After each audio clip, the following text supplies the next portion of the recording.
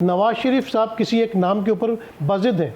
अच्छा देखें, ये फ़ौज का मामला होता है। फ़ौज में आपने देखा कि अक्सर प्रमोशंस होती है, ब्रिगेडियर से मेजर जनरल बनते हैं, मेजर जनरल से लेफ्टिनेंट जनरल, और बड़ा स्मूथली हो जाता है। और एक दिन ऐलान होता है कि आज 10 लोगों को मेजर जनरल से लेफ्टिनेंट जनरल की तरक्की दे दी गई है। उनको सिस्टम का पता होता है कि किस तरह ये लोग ऊपर आ रहे हैं, कौन कौन से मास पे लड़े हैं, कौन कौन से डिपार्टमेंट में काम किया, और अब हमने इनकी खिदमत किन डिपार्टमेंट्स में लेनी है। उनके जो महारत होती है वो फ़ौज को बड़ी बेहतरीन तरीके से पता होती है। अच्छा, ये दो DGISI की अपॉइंटमेंट है और chief of the army staff की अपॉइंटमेंट है। ये एक किस्म की सेरेमोनियल होती है कि वज़ीर आज़म को उनका प्रेरोगेटिव दिया जाता है कि आप सिग्नेचर कर दें। अब आप देखें कि जब इमरान खान साहब के दौर में फ़ौज ने चाहा कि अब DGISI चेंज हो जाना चाहिए, तो इमरान खान साहब ने वहाँ पे थोड़ा सा रेजिस्ट किया। उसका क्या नतीजा निकला? हुआ वही जो फ़ौज ने चाहा। अभी भी ये मामला है कि फ़ौज अपने मामलात बड़े एहसन तरीके से चला लेती है।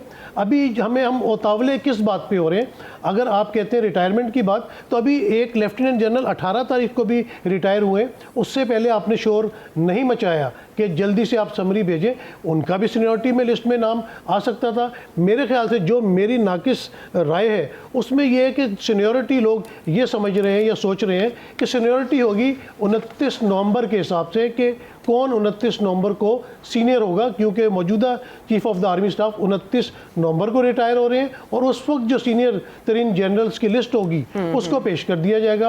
अब शायद जिन्होंने 27 तारीख को रिटायर होना है, वेरी कॉम्पिटेंट, किसी से कम उनकी कॉम्पिटेंसी नहीं है, लेकिन शायद उनके नाम के ऊपर नवाज शरीफ की तरफ से बहुत ज़्यादा इसरार किया जा रहा है, जो कि नहीं किया जाना चाहिए। इसलिए कि जो भी सीनियर तरीन लिस्ट आएगी, और आर्मी अपने सिस्टम को बेहतर समझती है कि उन्होंने किस वक्त समरी भेजनी, और ये कोई हफ्तों पे या महीनों पे मुहित प्रोसेस नहीं है। समरी आती है सेम डे आप साइन कर देते हैं, सेम डे प्रेसिडेंट भी साइन कर देते हैं और ऐलान हो जाएगा, और 29 तारीख को जो स्टिक है वो एक्सचेंज हो जाएगी। तो ये गवर्नमेंट की तरफ से कुछ जल्दबाजी और इस तरह की बातें की जा रही हैं, जिसकी वजह से मीडिया में आके चहमे गोइयाँ हुई।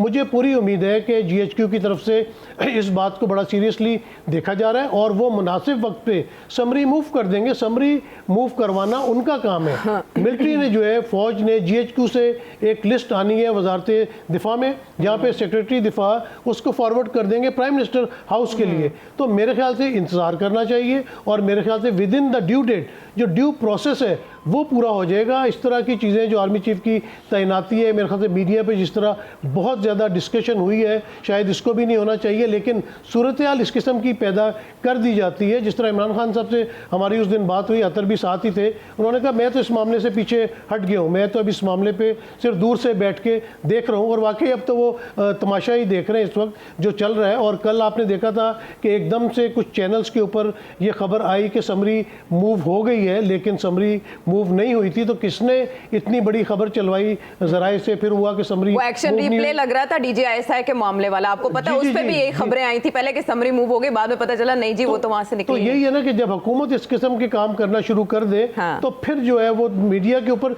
हमने तो डिस्कस करना है जब भी कोई इस किस्म का मामला आएगा। अगर हुकूमत खामोश रहे, समरी का इंतजार करे, या तो 29 नवंबर गुजर चुकी हो, फिर तो कहने को बनता है कि देखें जी 29 नवंबर गुजर गई, अभी तक समरी नहीं आई। समरी 28 की रात को भी आ सकती है, 29 की सुबह भी आ सकती है, तो किसी वक्त भी आ जाएगी जब वो भेजेंगे। और उन्होंने जिस तरह अपना काम करवाना है वो करवा लेंगे। लेकिन बिल्कुल डेडलॉक है, सियासी डेडलॉक है, और नवाज शरीफ साहब क्योंकि इस वक्त बैठ के तमाम हुकूमती फैसले कर रहे हैं, तो वहाँ से कुछ अना वाला मसला चल रहा है, जिद वाला मसला चल रहा है। ये मुझे इन्फॉर्मेशन मिली है इस्लामाबाद के अंदर कि वहीं से थोड़ा सा जो मसला है वो फंसा हुआ है। अब वो खुद तो सैर के ऊपर चले गए और बाकी लोगों को चहमे गोइयों के लिए उनको जो भी मसला है वो इम्प्लीमेंट तो शहबाज शरीफ साहब ने कराना है ना। हाँ, लेकिन तो इस तरफ भी आइए यहाँ पे भी शहबाज शरीफ साहब का जो मंतक है या उनका जो कहना चाहते हैं वो डिफरेंट है, और नवाज शरीफ का डिफरेंट है। क्योंकि नवाज शरीफ साहब, जो राना साहब ने बात की है वो बिल्कुल सही है कि नवाज शरीफ कहता है कि सारा बर्डन जो है वो तो नून लीग के ऊपर आ रहा है, इसलिए फैसले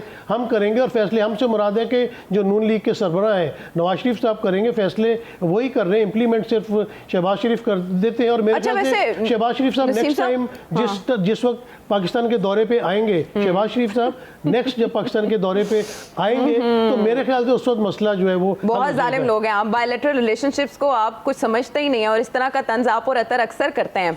वो दो तरफा ताल्लुकात को मजबूत बनाने की तरफ खारिजा पॉलिसी को अगली सिमत में ले जाने की बात कर रहे हैं अब। लेकिन नसीम साहब, मैं अतर की तरफ जाने से पहले आपसे ये जानना चाहूँगी कि अभी राना साहब ने एक्सप्लेन किया और ये हम सब जानते हैं कि आर्मी चीफ कोई भी हो वो फौज का सरबराह होता है, वो फौज को रिप्रेजेंट करता है और उसकी जितनी भी जिम्मेदारी है वो फौज के हवाले से होती है।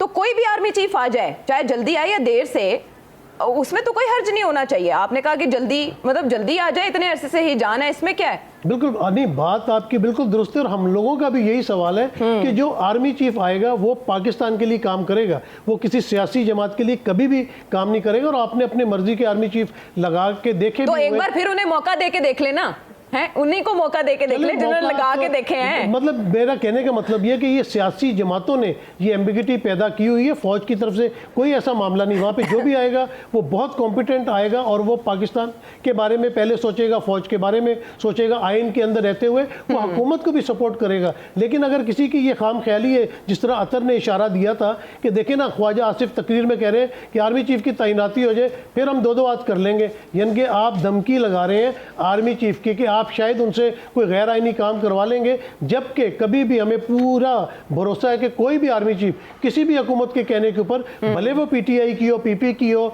मुस्लिम लीग नून की हो, वो कभी भी गैर आईनी काम कोई भी नहीं करेंगे। बिल्कुल ठीक है, गैर आईनी काम नहीं करेंगे। मैं चाहूंगी कि आप इस पर अपना इनपुट दें। What do you foresee? Imran Khan साहब ने बताया था कि एस्टैब्लिशमेंट के साथ मामला कहाँ से ख़राब होना शुरू हुए और बहुत अहम मोड़ था DGISI की तैनाती पर होने वाला तनाज़ा। अब कुछ ऐसा ही मामला दिखाई यहाँ पर भी दे रहा है। ऑल इज़ नॉट वेल, आगे क्या होता हुआ देख रहे हैं आप? देखिए, ऑल इज़ नॉट वेल, इसीलिए मेरे ख्याल से जरदारी साहब भी मिलने के लिए आए हैं वज़ीर आज़म शहबाज शरीफ को और उन्होंने आके यही समझाया होगा कि बड़ी मुश्किल से हमें गवर्नमेंट मिली है। और जिस तरह भी डॉक्टर साहब ने कहा था कि एक वोट ऑफ नो कॉन्फिडेंस आया था, आइनी तौर पे आया तो ज़रूर था आइनी तौर पे, लेकिन जिस तरह सिंध हाउस में मंडी लगाई गई थी MNAs की, वो कोई मुनासिब रवैया नहीं था। तो ये ख़रीदो फरोख्त वाला मामला नहीं होना चाहिए। आइनी तौर पे आप ज़रूर इस चीज़ मामले को लेके आगे चल सकते हैं। अच्छा, यहाँ पे आपने एक बड़ा इंपॉर्टेंट पॉइंट डिस्कस किया, अदालत वाला। गवर्नमेंट ने क्यों कहा, या अपना शायद खाकान अब्बासी साहब ने क्यों कहा कि अगर फला नाम नहीं आया तो हम अदालत में भी जा सकते हैं। इसका मतलब है कि आप नामों को कंट्रोवर्शियल बना रहे हैं। राना साहब ने बिल्कुल सही बात की कि देखें कि जितने लेफ्टिनेंट जनरल्स होते हैं ये बहुत काबिल होते हैं। अगर आप 10-12 साल पीछे चली जाएं, जिस वक्त वॉर ऑन टेरर चल रही थी, पाकिस्तान में दहशतगर्दी उरूज पे थी, आप उस वक्त देखें ये तमाम ऑफिसर्स कहाँ पर डिप्यूट थे, इन्होंने क्या क्या कुर्बानियाँ दी हैं पाकिस्तान के लिए। कोई सियाचिन पे था, कोई लाइन ऑफ कंट्रोल के ऊपर था, कोई वजीरिस्तान में दहशतगर्दों के साथ मुकाबला कर रहा था। और लेफ्टिनेंट जनरल पहुँचने में भी आपको याद होगा पिछले दिनों जो पाकिस्तान में कोई अपना बलोचिस्तान के सैलाब ज़दगान की मदद करते हुए एक लेफ्टिनेंट जनरल सरफराज साहब ने शहादत नोश फरमाई। तो इन लोगों को कंट्रोवर्शियल जो बनाना ना, ये भी एक बहुत बुरी रवायत है। सियासतदानों ने अपने मामला खुद से सॉल्व करें, जो अपने डिफरेंसेस हैं उनको बंद कमरों में सॉल्व करें। और कम से कम अगर फौज कहती है कि वो ए पॉलिटिकल है, वो अब न्यूट्रल है, वो उनका सियासत से कोई ताल्लुक नहीं है, तो एक तैनाती को लेके सियासी जमातों ने तमाम ने मिलकर इतना कंट्रोवर्शियल बना दिया है कि उसने फेवरेटिज्म लग रहा है कि शायद फ़लाँ जनरल साहब जो है फ़लाँ पार्टी से हैं, फ़लाँ जनरल साहब फ़लाँ पार्टी से, जबकि वो किसी पार्टी से नहीं है, वो सिर्फ आर्मी पार्टी से हैं और उन्होंने फ़ौज को सर्व करना है, उन्होंने पाकिस्तान के इंटरेस्ट को सर्व करना है। इनमें से कोई भी आ जाए, हमें तो कोई एतराज़ नहीं है। आवाम तो जो भी आएगी उसको वेलकम करेगा। लेकिन ये सियासतदानों के अपने मकासद या अपने फड्डे हैं जो वो इस तरह दूर करना चाहते हैं जिससे नुकसान पाकिस्तान को पहुँचे।